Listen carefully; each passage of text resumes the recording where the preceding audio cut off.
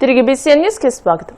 ఏలూరు జిల్లా ఉంగుటూరు నియోజకవర్గంలో ఏర్పాటు చేసిన పలు తుఫాను పునరావాస కేంద్రాలను ఎమ్మెల్యే పచ్చమట్ల ధర్మరాజు సందర్శించారు. గణపవరం మండలం కేశవరం గ్రామంలో తుఫాను షెల్టర్లలో ఆశ్రయం పొందుతున్న బాధితులను సౌకర్యాల గురించి అడిగి తెలుసుకున్నారు. వారి కోసం తయారు చేస్తున్న ఆహార పదార్థాలను పరిశీలించారు. ఎటువంటి ఇబ్బందులు లేకుండా చూడాలని ఇన్ఛార్జీలను ఆదేశించారు. ఈ పర్యటనలో ఎమ్మెల్యే వెంట తహసీల్దార్ అప్పారావు, కూటమి నాయకులు ఉన్నారు.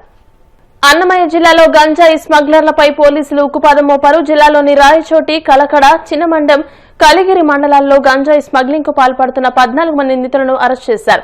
వీరి వద్ద నుండి సుమారు 12 లక్షల విలువ గల 34 కేజీల గంజాయి ప్యాకెట్లు, ఒక ఆటో, 3 బైక్లు, 14 సెల్ ఫోన్లను పోలీసులు స్వాధీనం చేసుకున్నారు. ఒడిశా రాష్ట్రం నుంచి గంజాయి స్మగ్లింగ్ కు పాల్పడుతున్న ప్రధాన నిందితులను త్వరలోనే అరెస్ట్ చేస్తామని ఎస్పీ ధీరజ్ కునుబిలి పేర్కొన్నారు.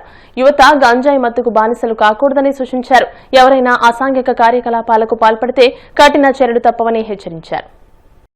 లాస్ట్ 1 మంత్ నుండి మనకి రాయచోటి, మదనపల్లి అండ్ మిగతా పరిసర ప్రాంతాల్లో గంజాయి కన్జంప్షన్ అనేది చాలా ఎక్కువ ఉందని రాబడుతున్న సమాచారం మేరకు వివిధ డెకాయ్ ఆపరేషన్స్ మరియు సమాచారం పెట్టడం జరిగింది. ఈ కలకడ పోలీస్ స్టేషన్ లిమిట్స్లో ఒక ఇంపార్టెంట్ గాంజా ర్యాకెట్ని బస్ట్ చేశారు. దానిలో మనకి 14 మెంబర్స్ ఈ గంజాయి ఎవరైతే ప్యాకెట్స్ పట్టుకొని ఆ డిస్ట్రిబ్యూషన్ చేసుకునే సమయంలో మన పోలీస్ వారు వెళ్ళి వాళ్ళని పట్టుకోవడం జరిగింది. ఇందులో సుమారు 34 కేజీలు గంజాయి మనకి స్వాధీనం చేసుకోవడం జరిగింది. ఒక auto, 3 bikes and 12 cell phones కూడా మనం ఇందులో స్వాధీనం చేసుకోవడం జరిగింది. ఈ మోడస్ ఆపరెండి వచ్చి మనకి ఈ కలకడ అండ్ రాయచోటిలో ఒక ఇంపార్టెంట్ అక్యూజ్డ్ ఉన్నాడు, కింగ్ పిన్. అతని దగ్గర ఉన్న అనుచరుల్ని ఒడిశా పంపించి, లేదంటే అల్లూరి సీతారామరాజు జిల్లా పంపించి, అక్కడి నుండి ఫర్దర్ ఒడిశా వెళ్ళి అక్కడ వేరియస్ సప్లయర్స్, గాంజా సప్లయర్స్ ద్వారా గంజాయిని అక్కడి నుంచి తెప్పించుకొని ఇక్కడ మన ఏరియాలో వివిధ పెడ్లర్స్, చిన్నమన్యం కావచ్చు, కలకడ, రాయచోటి చుట్టుపక్కల ఉన్న మండలాల్లో ఆ పెడ్లర్స్కి పంచి అక్కడి నుండి చిన్న చిన్న ప్యాకెట్స్ కింద 50 గ్రామ్స్ 100 గ్రామ్స్ ప్యాకెట్స్ కింద ఈ గంజాయి అంతని వివిధ ఏరియాల్లో సరఫరా చేయడం జరుగుతుంది.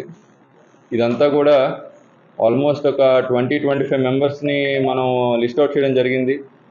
అందులో కన్జ్యూమర్స్ని కడప డిఅడిక్షన్ సెంటర్కి పంపించడం జరిగింది. వాళ్ళ ఏజ్ ప్రొఫైల్ వచ్చి కూడా అరౌండ్ 20 to 30 ఇయర్స్ ఉన్న వాళ్ళు ఉన్నారు. వాళ్ళందరినీ కూడాను కౌన్సిలింగ్ చేసాం. వాళ్ళ పేరెంట్స్కి కూడా ఇంటిమేట్ చేయడం జరిగింది.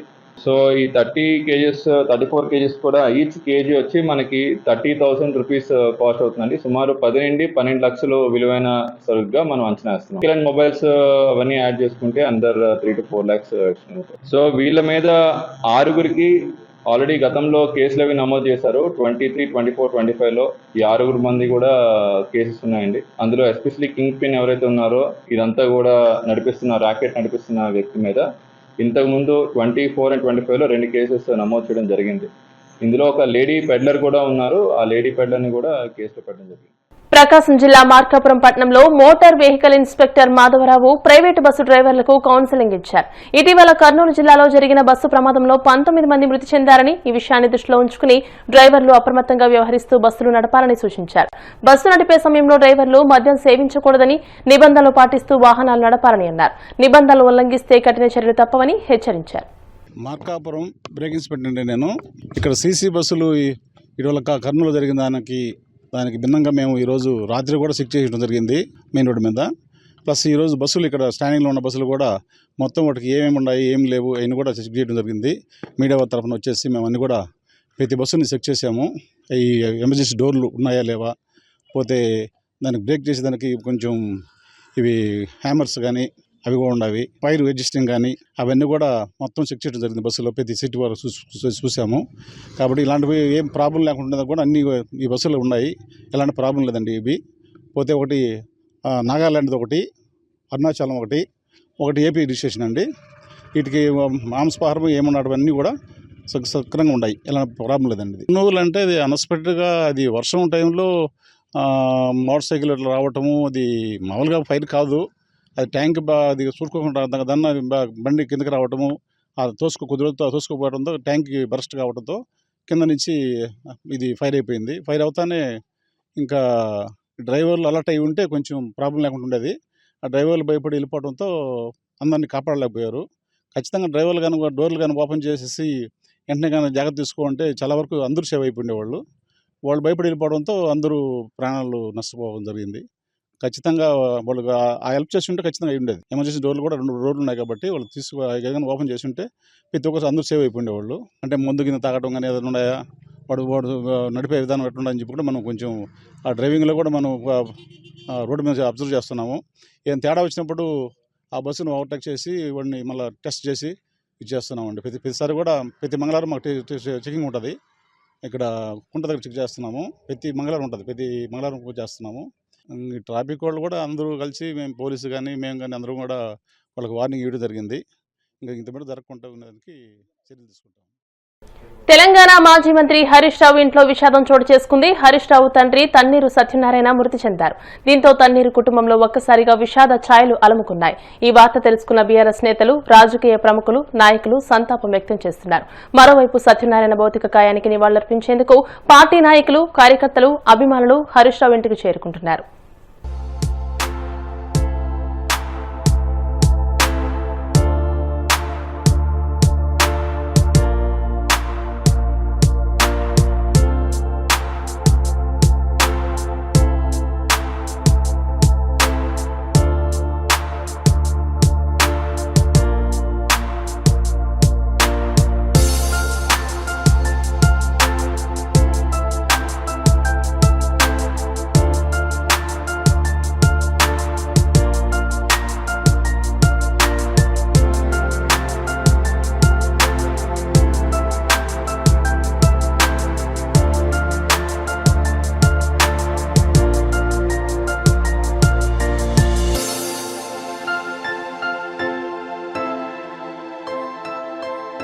హైదరాబాద్ చాదర్ఘాట్ విక్టోరియా గ్రౌండ్ లో మొబైల్ దొంగపై డీసీపీ చైతన్య కాల్పులు జరిపారు. ఈ ఘటన స్థానికంగా కలకలం సృష్టించింది.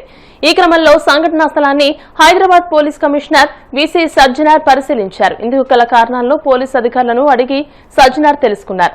అనంతరం ఆయన మీడియాతో మాట్లాడారు. ఆత్మరక్షణలో భాగంగానే డీసీపీ కాల్పులు జరిపారని చెప్పుకొచ్చారు. నిందితుడిపై 2 పీడీ యాక్టులు నమోదయ్యాయని, 2 సంవత్సరాలు మహ్మద్ ఉమర్ అన్సారీ జైల్లో కూడా ఉన్నాడని తెలియజేశారు. ఈ ఘటనపై పూర్తి స్థాయిలో సమగ్ర దర్యాప్తు చేస్తామని ఉద్ఘాటించారు. రౌడీలు, స్నాచర్స్ పై ఉక్కుపాదం మోపుతామని సజ్జనార్ హెచ్చరించారు. డీసీపీ గారు సౌత్ జోన్ స్నేహ మేరా నేతృత్వంలో, అదేవిధంగా మన టాస్క్ ఫోర్స్ కలిసి ఈ ఆటో డ్రైవర్ ఎవరు ఆటో డ్రైవ్ చేశారు, అదేవిధంగా ఈయనతో ఎవరు తోటి దొంగ ఉన్నారు అని పట్టుకోవడానికి మన టీమ్స్ పని చేస్తున్నాం. ఆల్రెడీ కొంత క్లూస్ కూడా దొరకడం జరిగింది. ఎందుకంటే ఈయన ఆల్రెడీ కరుడు గట్టిన నేరస్తుడు. ఆల్మోస్ట్ 20 ఆఫెన్సెస్ లో ఇన్వాల్వ్ ఉన్నారు. 2 సార్లు పీడీ యాక్ట్ ఆయన పైన ప్రయోగించడం జరిగింది. 2 సంవత్సరం జైల్లో కూడా ఉండడం జరిగింది. సో ఈ మధ్యలో ఆయన ఎవరెవరితో తిరిగినారు, ఏమేం చేసినారు, దానిపైన కూడా మనం అంతా సమాచారము మనం కలెక్ట్ చేయడం జరుగుతుంది. ఆ ఏరియాలో ఉన్న రౌడీ షీటర్స్ కావచ్చు, ఇలాంటి ఆఫెన్స్ చేసే వాళ్ళపైన కూడా చాలా గట్టి నిఘా ఏర్పాటు చేయడం జరిగింది. మన ఆఫీసర్స్ అందరూ కూడా సెన్సిటైజ్ చేయడం జరిగింది. విజిబుల్ పోలీసింగ్ కూడా మనము పెంచడం జరిగింది. మెరుగైన పోలీస్ చేయడానికి హైదరాబాద్ పోలీసు చాలా సిద్ధంగా ఉంది. ప్రజలందరూ కూడా మంచి ఉండాలి. ఎవరు కూడా భయాందోళన చెందాల్సిన అవసరం లేదు. మీ వెంట ఎప్పుడు కూడా హైదరాబాద్ పోలీస్ ఉంటుందని చెప్పి నేను హామీ ఇస్తున్నాను. వాళ్ళకి వీళ్ళకి సంబంధం లేదు. డెఫినెట్లీ వీళ్ళపైన కూడా ఎవరు మొబైల్ స్నాచ్ చేసే వాళ్ళు ఉండొచ్చు, చైన్ స్నాచర్స్ ఉండొచ్చు, వాళ్ళపైన చాలా ఉక్కుపాదం మోపుతాను. డెఫినెట్లీ రౌడీ షీటర్స్ ఎవరు ఈ ఒక హీనియస్ క్రైమ్స్ కావచ్చు, ప్రజల్ని ఎవరు భయాందోళన చేసి డబ్బులు వసూలు చేయడానికి ప్రయత్నం చేస్తారా లేదా మొబైల్ చేయడానికి డెఫినెట్లీ మనము టీమ్స్ పెట్టడం జరుగుతుంది. ఇంకా నైట్ సమయంలో ఇవి చాలా జరుగుతున్నాం. మీరు అన్నట్లు డెఫినెట్లీ మొబైల్ స్నాచింగ్ అనేది మనకు ఒక సవాల్ అయింది. డెఫినెట్లీ అలాంటి వాళ్ళు ఎవరు చేస్తున్నారు, పాత కేసెస్ ఏమన్నా కూడా మనము అన్ని జోన్స్ కూడా రివ్యూ చేయాలని చెప్పి మన ఆఫీసర్స్కి ఆదేశం ఇవ్వడం జరిగింది. డెఫినెట్లీ ఎవరెవరు ఇలాంటిలో ఉన్నారు, ఎక్కడెక్కడ చేశారు, దానిపైన మనము ఇన్ఫర్మేషన్ కలెక్ట్ చేసి అవసరం ఉన్న చోట్ల అన్ని చోట్ల కూడా మన పీడీ యాక్ట్ పెట్టడం జరుగుతుంది. అంతే డీసీపీ సార్గా, ఎందుకంటే ఆ స్కఫల్ జరిగింది, వాళ్ళు అక్కడ తోవడంతో ఆయన వెనక ఇట్లా పడిపోవడంతో ఇక్కడ నెక్కు కొంచెం రిబ్స్లో పెయిన్ వచ్చింది. పిఎస్ ఎవరున్నారు మూర్తి, ఆయన కూడా మనకు ఆయన లెగ్స్ కి కొంచెం దెబ్బ తగిలింది. ఆయన కూడా ఆయన ఆల్మోస్ట్ 50 years, సో అందుకు ఆయన కూడా బాగా దెబ్బ తగిలింది. దీంట్లో మొత్తము మనకు చాలా మంచి అలర్ట్ గా పాత్ర పోషించింది మన డ్రైవర్ సందీప్. చాలా బాగా అలర్ట్గా ఉండి, ఎందుకంటే ఆయన చైన్ స్నాచ్, ఇది మన మొబైల్ స్నాచింగ్ అవుతుంది చూశారు. ఎందుకంటే ఒక స్టూడెంట్ దగ్గర నుంచి ఈయన మొబైల్ స్నాచ్ చేసి చూసిన తర్వాత ఆయన ఇమీడియట్లీ డీసీపీ గారికి పిఎస్ఓకి అలర్ట్ చేయడం జరిగింది. ఆయన ఇమీడియట్లీ డీసీపీ గారు లేదా జరుగుతుందంటే మనం ఎట్లా అని చెప్పి వాళ్ళిద్దరు దిగి ఈయన మళ్ళీ వెహికల్ని పక్కన పెట్టి ఈయన కూడా ఆ ఆపరేషన్లో పాల్గొనడం జరిగింది. సో ముగ్గురు ఆఫీసర్స్ కూడా చాలా ధైర్య సాహసం చూపించారు. మన డీసీపీ చైతన్య కుమారు, అదేవిధంగా మన పిఎస్ఓ మూర్తి, మన డ్రైవర్ సందీప్ చాలా అంటే చాలా బాగా చేశారు. వార్తను ముగించే ముందు ముఖ్యాంశాలు మరోసారి. తుఫాను వార్తలపై సోషల్ మీడియా, డిజిటల్ మీడియా సంయమనం పాటించాలన్న హోంమంత్రి అనిత. విపత్కర సమయంలో బాధ్యతగా వ్యవహరించాలని విజ్ఞప్తి. మోంతా తుఫాను నేపథ్యంలో ఇరిగేషన్ శాఖ ఉన్నతాధికారులతో మంత్రి నిమ్మల సమీక్ష. తుఫాను ప్రభావిత ప్రాంతాల్లో అప్రమత్తంగా ఉండాలని సూచన. తీరం దిశగా దూసుకొస్తున్న మోంతా తుఫాను. తీరం దాటే సమయంలో 110 కిలోమీటర్ల వేగంతో వీయనున్న గాలులు. కాకినాడ పోర్టుకు 7వ ప్రమాద హెచ్చరిక జారీ. తిరుమలలో వైకుంఠ ఏకాదశి దర్శనాన్ని 2 రోజులకే పరిమితం చేస్తూ టీటీడీ నిర్ణయం. తప్పుపట్టిన మాజీ చైర్మన్ వైసీపీ నేత భూమన కరుణాకర్ రెడ్డి. ఈ వార్తలు ఇంతటితో సమాప్తం. మరిన్ని వార్తల కోసం BCN digital YouTube channel, Facebook page ని ఫాలో అవ్వండి. అప్డేటెడ్ వార్తల కోసం ప్లీజ్ సబ్స్క్రైబ్.